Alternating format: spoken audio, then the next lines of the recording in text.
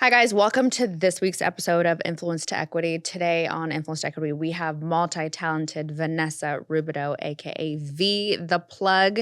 Let's talk about her. She's a media personality. She's a podcaster. She's a producer who has worked with Dash Radio for 10 years and produced content on Kevin Hart's Laugh Out Loud Radio on Sirius XM for over 4 years. Vanessa, welcome. Hi. Thank you. That was amazing. Thank you. Introduction. Okay, so of course you were coming on. I had to do some research and I need to know who I'm talking to, right? And who I'm dealing with. Yeah.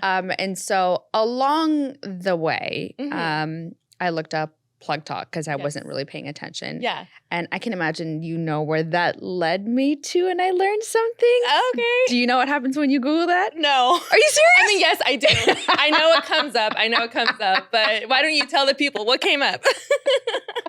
It was like stuff about porn stars. And then there's a podcast called Plug Talk with a couple of porn stars that I will not name. Yes, we know those and the audience knows.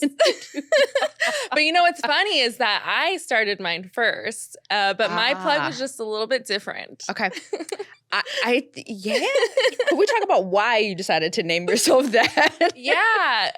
So my name V the plug, right? Okay. I thought it was kind of funny. I thought my name is not V the plug. Like I feel like when you have a name, it becomes your identity and it becomes your brand and who you are. So I think one of the reasons why I kept it is because I was managing a rapper, a young female rapper back in the day, and her shout out to Sammy Seal. Hey. Was Puerto Rican and really trying to make a way like everybody else in LA. And I didn't have like any management background besides like retail and being a manager in those spaces and regular corporate jobs. But she really inspired me by letting me know like that my support and when I was getting her in studios, when I was being there just to be a support system, it really sparked joy in her career and in her life. You know, she never had support from anyone. And I think that's really important. And since then, that just brought me so much joy and so much appreciation for the art, you know, and wanting to know more about the business side of how the music scene operates or media operates. You know, there's so many creatives out there that don't have the support on the business side or don't have the knowledge on the business side. So I went ahead and she told me, she's like, V, you're the plug. Like, and I'm like, the plug? And like, okay, like we know there's different types of plugs out there. Yes. There's your drug plug. There's different plugs, as we know. Just Google it. And so I really had to sit back and think of like why she called me that. And it took me a few years, right? And I started my Instagram handle as V the plug. And because people just, as I moved through the industry, they just started, you know, telling me, oh man, I love like what you do, blah, blah, blah. And, you know, when you think of a plug, it has to be wired a certain way in order to create power and light into the world. So I really thought of like the metaphor of what a plug looks like and what it actually does. And so that's why I say, you know, we are the plug. The wire is our journey of how we navigate through the world. And the outlet is, you know, the world where you can shine light and power into that. It's interesting because you and I were talking about this before we started recording. I don't think people realize that influence is a business, that there is power in a name. Like for me, even I named it Sarah Love Style, and the initial assumption is it because it's like the love of style, but it has nothing to do with that. It's how do I show up in the world and live my life every single day? And for me, what leads forward is love, compassion, kindness. But if I lead and someone meets me or comes to my page or, you know, is introduced to my brand, my hope is that they feel love first. And then there's everything else that comes to, you know, the light that you talk about. So I love the fact that you named it after something that was so important to you. Because sometimes you see crazy handles and you're like, is that really how you want to show up? Is that how you want to be seen? And going back to like other people out there having the plug name, I just thought like, why should I have to not do something because of someone else's name or brand. And yeah, you really do have to think about it. But if you position yourself right Yeah. into working with the right people, showing up and showing the work of like what you do, Yeah. I think that you'll be successful no matter who's out there and has that name or bad reputation, or not even bad reputation, but Right. whatever reputation it is. Right. Listen, if you like it, I love it. Yeah. I actually kind of want to take it back. I want to get into your background. Like for me, most people, one of the biggest questions that I get is like, where are you from? And what's your background? I'm Ethiopian, born in a refugee camp in Sudan. I come to the States when I was 4. Oh my God. And it's also one of the reasons why I operate and work the way that I do, right? It's our background and it's an important part of our story. Can you tell me a little bit about your background and where you're from? Yeah. So I'm from Riverside, California, the Inland Empire, San Bernardino area. I have lots of family out there, and that's where I grew up. I think that, have you heard of Target Rich Environment? No.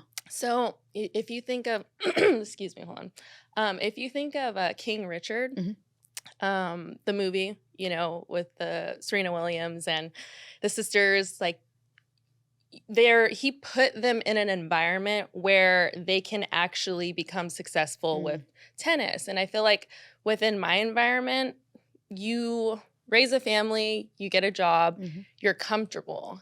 And so the thing that, made me kind of just like come out of my boundaries is the influence was my family, right? Like I'm Mexican American, that's my background. That's kind of like what we're kind of told to do, as far as like your identity. Yeah. And so I kind of like I was searching for more than just that. But going back to my background, Mexican American from Inland Empire. And I just have a lot of family. So what's interesting about your story and just doing research and obviously getting to know you over the course of the last couple of months, you've been in media a long time. And I know that for me personally, I am in VC, I'm in angel investing, I'm in tech, and it's primarily male dominated. Yeah. And then you just in order to go into those spaces, you have to be a disruptor of some sort, and you have to have the balls and the guts to be able to go into spaces where it's not necessarily the safest, especially when we're told that there's a direction we're supposed to go as women based on culture, based on environment, based on wherever, we grew up. But you decided to go into creativity and be a creative and into media. And I know that it couldn't have been easy. Why did you decide to go into that space? Mainly because I loved Oprah, right? I was an avid watcher of Oprah. I love that she can have a connection with so many people and present it to the world. And when you spark that connection with different backgrounds of people and you tell those stories, it has a reaction on the world that is amazing. And not everybody could do that. Right. So the reason why I got into media and radio is because I wanted to tell other people's stories, but in order to tell other people's stories, you have to know your story first. Yeah. And you have to kind of learn your system, of how to do things and know your identity. And going back to background, when you come from a background, you're told that this is where you're from and your identity. And so that's why I go back to the wiring process. Like, what are you doing to figure out who Sarah is, who Vanessa is, right. who are you? And not just coming from your family backgrounds. Of course, those are things you want to tie into what you do. Right. And my mom always says, remember your morals and values. Yeah. Yep. And so you got to bring that with who you want to become. So that's kind of where I lay in the line of being in the industry. I think that's a tough line to kind of go across because you're so used to what you were taught, and you kind of have to give and take what you want in that situation. So, yeah. So the next one's actually a 2-part question because it's based on what you just said. And the first part is, given the fact that you work in media and in radio for so long, I know you've worked with a lot of celebrities. And so the first part of this question is, 1, is it all it's cracked up to be? And 2, based on what you just said and our backgrounds and where we come from and learning yourself, is how do you then show up authentically when that's the space that you're in? That's a tricky space. I believe in support systems, as we were kind of talking before the interview, you have to have a team and a tribe of people. I think that I was so reliant on people in the industry of big influence. I mean, you talk about like Kevin Hart and DJ Ski, the CEO of Dash Radio. You rely on trying to become uh, like kind of, I don't know, their second hand, to learn from them. Right. You become like an intern to them because you want to know what they know. And you believe they have the time to help you. But I think that's not the case. Like the case is to get your foot in the door and observe and learn as much as you can and learn from them. Like you're not always going to get that what do you call the mentor? Right. I was always searching for a mentor in the industry, and I learned that you have to learn from just by their actions of what they do because they don't have the time. Are they hard to work with? And I don't even know if I should be making this confession, but it's my show, so I'll do what I want. Yeah. I have found that working with like athletes and with celebrities is difficult. It's very difficult. It's difficult. It's not for the weak. And it's not to say that there's anything right or wrong. I'm just saying it's just a very difficult space and it's not always what it's cracked up to be. So it's like the fact that you're able to keep being authentically yourself and then learn the lessons quickly and figure out that you need to navigate and learn the spaces on your own I think is so dope. Yeah, I think just learning what your role is within that company or production, what is it that you bring to the table, like for them? How do you add value to their space and being your most authentic self? Yeah. And and I think within that realm, you meet so many people that want the same thing that you become supporters of each other. You know what I mean? Yeah. Like you then like have that support system. That's actually the perfect segue into my next question because I think there's this assumption that like your network has to be like a millionaires or it has to be celebrities or it has to be this thing. But your network is within the spaces that you're in right now every day. Who do you see every day and who can you add value to and how is it mutually beneficial? Can you talk a little bit about the importance of building your network with those around you? Because we met at the gym. Yeah. So I do believe where you insert yourself, like if you see, I don't know, the gym, we met at the gym, right? Yeah. I look at the values of the company, right? So take, for example, Boss. Like I see— Shout out, Boss. Shout out to Boss. I see the drive and the value of the company and I see the movement of how it's growing and I think that's where I insert myself. Like you gotta, like I told you, it's like about your environment. Yeah. So, if you want to be at like, I don't want to say like Denny's or something. If you want to eat at Denny's, you want to eat like that, that's cool. Yeah. But if you want some really bomb food, you're going to go to Mastro's. Yeah. Yeah, it's all about where you're at. So, I mean, it's a different environment. I would love to kind of shift gears a little bit and get into your podcast. The people are so concerned with things being oversaturated and there's so many podcasts and right now it feels like everyone has one and it's like the trend right now and some of it's garbage, but we're not going to talk about that. So why did you decide to go into podcasting and then how do you make your podcast stand out? Because I have a new podcast, so how do we make it stand out? I believe there's a system. So being in the radio podcasting space for so long, I think that your content and your highlighted moments throughout your episodes are something to put on every platform. Okay. You have YouTube, TikTok, utilizing the behind the scenes space from when your guest walks through the door. Like you should have a team of people like capturing behind the scenes moments, having moments within the episode. And I think those really engaged people. For example, on Straight from the Heart radio show, they're like a brotherhood with each other, right? So when they walk in the door, they're like, man, why are you guys late? Like, or what's this food back here? Like, it's like, who bought the food, And then they get mad at who the production assistant. And it's just like, it's a story behind the scenes and it's a story on camera too. So I think capturing and utilizing those moments for social media marketing is a tool to set yourself a side a little bit different.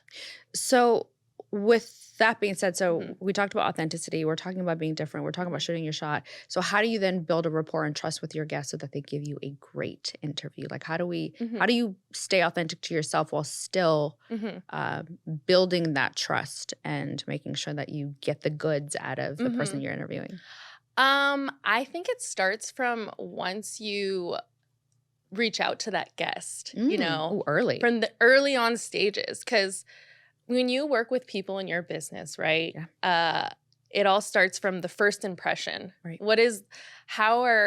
Is your team reaching out to those people? By the way, you have a really good process so Thank you. far. Thank you.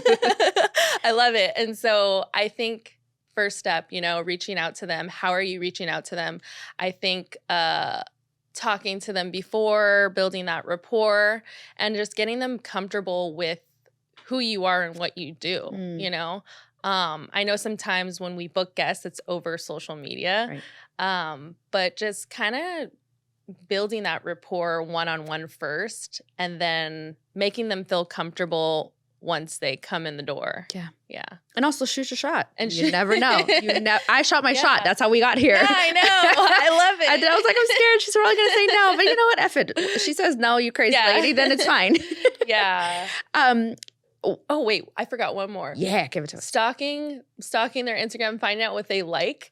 You'd be surprised. Like some people, if there's a certain food that they like or a certain drink, they might need it on that day. So they're like, oh, I really like Sarah because she did that. She really knows, I'm being thoughtful and Yeah, slightly thoughtful. stalker. It's fine. Yeah. Slightly stalkerish, but it's fine. Yeah. I'm not going to talk about it. I think often, and I talk about this with my team, and obviously you can see them here, Yeah. is how much my interview style has changed and how much Mhm. I've grown from season 1 of Influence Equity, the podcast. And also I remember 4 years ago, Mhm. never talking on ever. I never talked ever on any social media, no lives, no nothing. I said I would That's never start a crazy. podcast. And so even just to watch my first interview to Yeah. now, or from 3 years ago to now, Mhm. how do you assess your growth as an interviewer since your career began? Ooh, that's a good question. I think, man, I've been uncomfortable just like you from the start. I think we always critique how we ask the questions and our tone and how we look on camera. Right. I think you just have to get through so many episodes. And I think for me, I haven't been as consistent with trying to like pump out as many episodes because I'm catering to everyone else. Yeah. But I know that every time that I do an episode, I'm more happier with how it becomes because I learn. It's kind of like watching game tape, right? Yeah. I come from a basketball background, and watching the game tape is important, and that's how Kobe became Right. as good as he can, or all these other athletes become as good as they can because they review the game tape. Right. You got to go back and review that tape and know what you like and don't like. And I think it's just accepting like, oh, that doesn't look good. So what can we do to make it better? Do you have a tip? Like how can Uh-huh. someone be better? Someone who's watching and is scared to death. Like for me, my tip was I took a shot of tequila, being truthful and honest, Woo! for the first episode because I was so nervous and That's scared great. that I was sick. Yeah. I don't necessarily recommend that for everybody, but that was what I did. Do you have a tip? Usually, yeah, I do the tequila too. I mean, with working out and stuff that I do now, I try to, cleanse the body with celery juice. Yeah. But my tip for being ready is breathing, taking your time, and just reminding yourself of why you are doing this. Like the why. Like, what's the why? Why? Listen, the why is important for anything The that you do. why. Starting your business, Yeah. if you're a founder, starting a Yeah. podcast, you have to have a why. V, thank you so much for coming on. This is an incredible, incredible interview. Yeah. Where can we find you? V the plug. And it's a V in front of the plug. The plug. Very important minor detail. On all social media platforms, that's where you can find me. Awesome. Yeah. Vanessa, thank you so much for coming on. Yeah, thank you for having me.